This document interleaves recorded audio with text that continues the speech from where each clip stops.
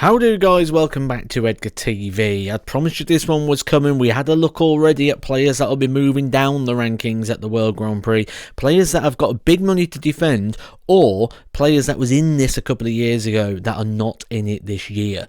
Now, on the flip side of that, there's going to be a lot of players that are in this event this year that wasn't in this event a couple of years ago, and that's just the nature of the Grand Slam of darts. To get in this, you go through the qualifier, you've either got to make a TV final or win a European tour. There's lots of different ways in, but they all rely on a 1 year rolling system, which means there's always going to be a high turnover, and this year is no exception. We're going to see a lot of movement in the rankings. I will explain it all at the end of the event as well, so make sure you do hit that subscribe button if you want to be kept up to date in regards to everything with the rankings going into the Players' Championship finals and ultimately the World Championships, which is going to be affected by these events in regards to seedings, who plays who's seeded, who's not, etc. To do that, you have to be in the top 32. Now, there are some people in this event who are defending nothing, that are pretty much not runners, shall we say, in this. The first list of people here. When we take a look at Bo Greaves, Noah Lim van Leuven, Lawrence Alagan and Leonard Gates. Now, the reason for this, and the reason I say these are sort of non-effective runners, all comes down to the fact that they have to reach the top 64 to keep the prize money which they make from this tournament. To do that, they're going to have to pretty much win it. I mean, some people have got World Championship opportunities as well. We know Noah Lim van Leuven, for example, has got that chance. So he's got two chances, but has to reach the top 64 or all that money gets wiped at the start of next year.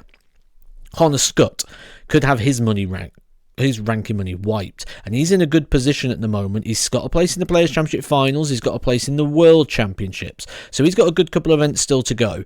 But if he reaches the top 64, he will keep the money he's got now, and right now he's in a good position in regards to the World Match Play for next year.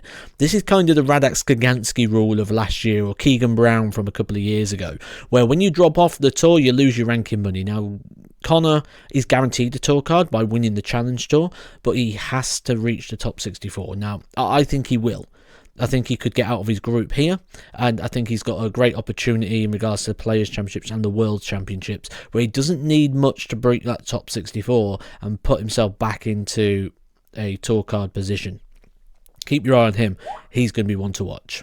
That's a player who could go into the top 64. Roby John Rodriguez reached the World Cup of Darts final alongside Mentor Suljovic, which got him into this event. He's in trouble now in regards to keeping hold of his tour card. Provisionally £15,000 away, 72nd in the ranking, so has to make up 8 places.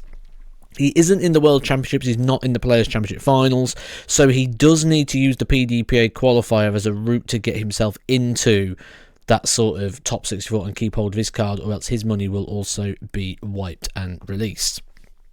Next level up, so that's around the 64, and that's how deep this tournament goes, by the way. We've got unranked players, we've got players battling around the 64, we've got players pushing up towards the top 32, a list of 3 players here who have a free opportunity: Martin Lutman, Vessel Nyman and Mickey Mansell, all playing well at the moment, all playing good darts, and all could legitimately get on a bit of a run here that could see them push towards the top 32 and into that battle alongside the likes of Cameron Menzies, Ryan Joyce and Gian Van Veen, who are up battling around that 32 position, where lots of players are missing. Lots of players missing around that point. Mike De Decker has a free shot at this after winning the World Grand Prix, and he's sort of clear of that top 32 cutoff. We know he's going to be safe, so he doesn't have to be looking over his shoulder in regards to that one. But there's players in the top 16 that need to be looking over their shoulder. There's players in the even higher up that need to be looking over their shoulder. Let's focus around the 16 for a second. Let's start with Gary Anderson. So Gary Anderson, free shot at this one, currently the world number 20, £25,000 away from a world top 16 place. But above him is Joe Cullen and Ryan Searle, and they are not in the event. So the likelihood is Gary Anderson is going to be moving up the world rankings.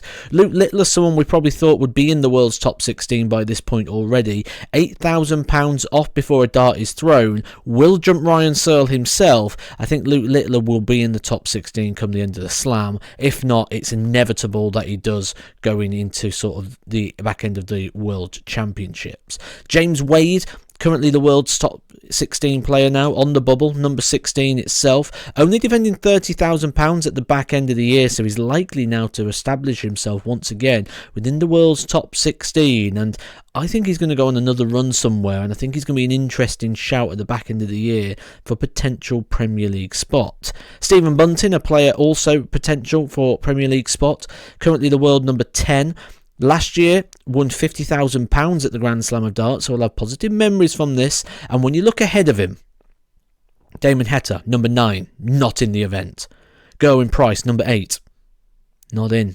Nathan Aspinall, world number 7, not in.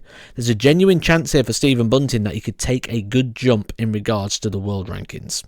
And that's just the players that are not defending anything.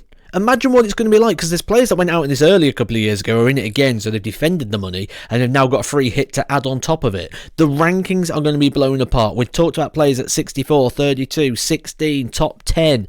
They're all going to be movements. There's players, so many big names as we know, the likes of Gerwyn Price, the likes of Johnny Clayton, players in the top 10, 4 of which are not even in the event. So the rankings are going to be blown wide open and wide apart during this event, which makes making predictions fun, which we'll be doing all week live, so make sure you subscribe for those, and also a review video at the end where we look at all these ranking moves where things are going to change. It's inevitable. Catch you soon for some more Edgar TV. It's going to be a good week.